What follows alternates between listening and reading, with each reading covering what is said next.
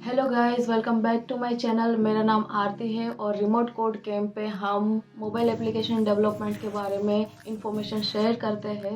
तो आज गाइस हम native application development versus hybrid application development के बारे में डिस्कस करेंगे, तो एंड तक जुड़े रहिएगा। सो गाइस, अभी हम नेटिव एप्लीकेशन डेवलपमेंट के बारे में बात करेंगे। नेटिव एप्लीकेशन डेवलपमेंट के अंदर पर्टिकुलर हम एक ही प्लेटफॉर्म को टारगेट करते हैं। जैसे एंड्रॉयड के लिए आप कोई एप्लीकेशन बनाते हो तो एंड्रॉयड में ही चलेगी, आईओएस के लिए कोई एप्लीकेशन बनाते हो तो आईओएस में ही चलेगी। जैसे एंड्रॉयड एप्लीकेशन के लिए आपको कोड करना है तो आप जावा से कोड कर सकते हो, कोटलिन से कोड कर सकते हो और जेटपैक से कोड कर सकते हो। वैसे ही आईओएस के अंदर आपको कोड करना है तो ऑब्जेक्टिव सी है, स्विफ्ट है, उससे भी आप कोड कर सकते हैं। सो पर्टिकुलर एक ही प्लेटफॉर्म को टारगेट करके जो एप्लीकेशन बनाते हैं उससे बोलते हैं हम नेटिव एप्लीकेशन डेवलपमेंट।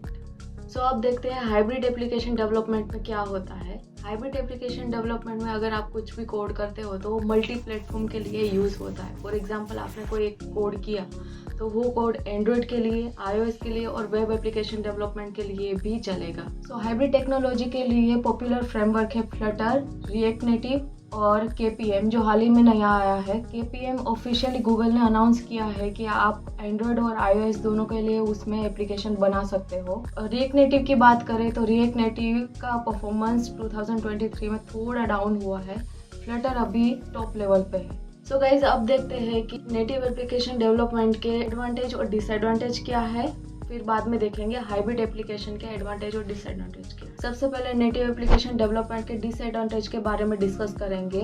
तो पॉइंट 1 है कॉस्ट। मान लो कि आप कोई कंपनी के अंदर काम करते हो और कोई कंपनी में कोई एप्लीकेशन आप डेवलप करते हो तो वो एप्लीकेशन एंड्रॉयड के लिए भी करनी पड़ेगी और आईओएस के लिए भी करनी पड़ेगी।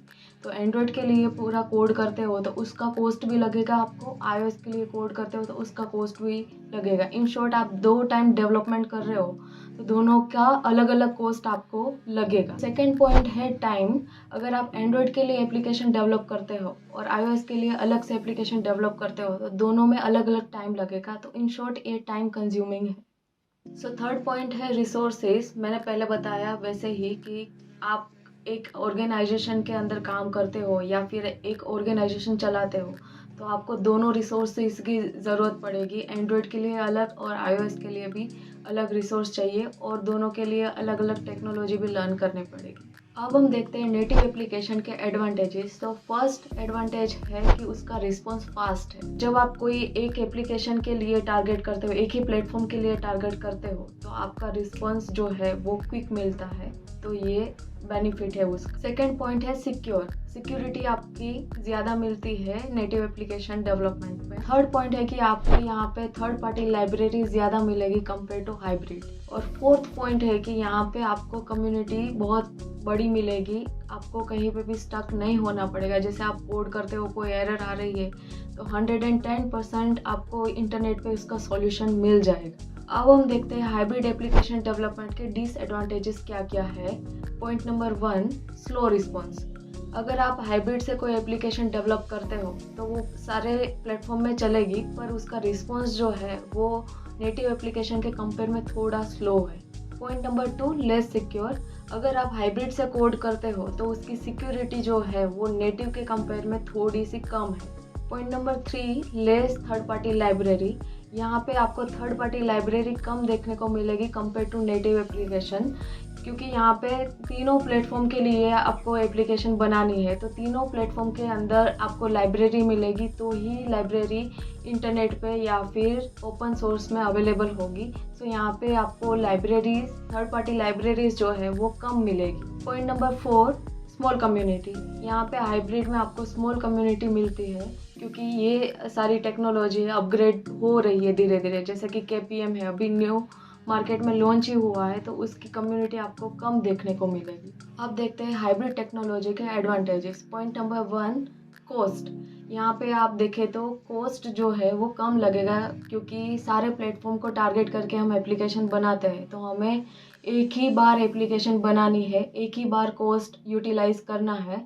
तो यहाँ पे कॉस्ट जो है वो रिड्यूस हो जाएगा compare to native application. Point number 2, less time consuming. यहाँ पे आपको कम टाइम लगेगा एप्लीकेशन डेवलप करने में compare to native application develop. Point number 3, less resources. यहाँ पे आपको रिसोर्स कम लगेगा। एप्लीकेशन, मान लो कि आप कोई एप्लीकेशन डेवलप करते हो तो वो एंड्रॉयड के लिए भी चलेगी, iOS के लिए भी चलेगी। तो इसके लिए फ्लटर बेस्ट एग्जाम्पल है। फ्लटर में आप एप्लीकेशन कोई बनाते हो तो वो तीनों प्लेटफॉर्म में चलती है, Android, web and iOS। Point number 4, job availability. अगर आपके पास हाइब्रिड का नॉलेज है तो आपको जॉब इजीली मिल जाएगी।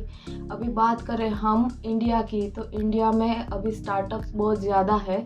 तो स्टार्टअप कंपनी को आप टारगेट कर रहे हो तो आपको हाइब्रिड आता है तो आपको जल्दी जॉब मिल जाएगी।